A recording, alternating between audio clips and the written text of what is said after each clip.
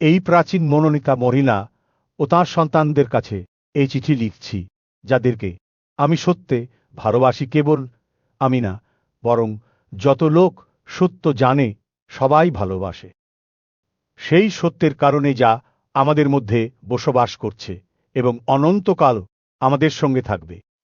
অনুগ্রহ, দয়া, শান্তি পিতা ঈশ্বর থেকে এবং সেই পিতার পুত্র যীশুখ্রিস্ট থেকে সত্যে ও ভালোবাসায় আমাদের সঙ্গে থাকবে।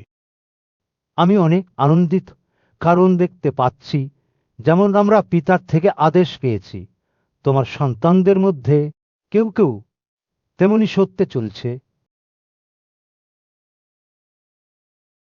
আর এখন ওরে ভদ্র মহিলা, আমি তোমাকে নতুন কোনো আজ্ঞা রচনার মতো নয়, কিন্তু শুরু থেকে আমরা যে আদেশ পেয়েছি সেই ভাগে তোমাকে এই অনুরোধ করছি, যেন আমরা পরস্পরকে ভালোবাসি।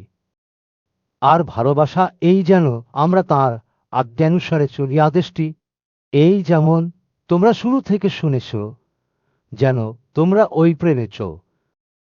কারণ অনেক প্রতারক জগতে বের হয়েছে, যারা যীশুখ্রিস্ট যে দেহ রূপে এসেছেন সেটা স্বীকার করে না। এআই হল সেই প্রতারক ও খ্রিস্টের শত্রু। নিজেদের বিষয়ে সাবধান হও। আমরা যা কথন করেছি তা যেন তোমরা না হারাও, কিন্তু যেন সম্পূর্ণ পুরস্কার পাও। যে কেউ এগিয়ে চলে এবং খ্রিস্টের শিক্ষাতে না থাকে, সে ঈশ্বরকে পায়নি।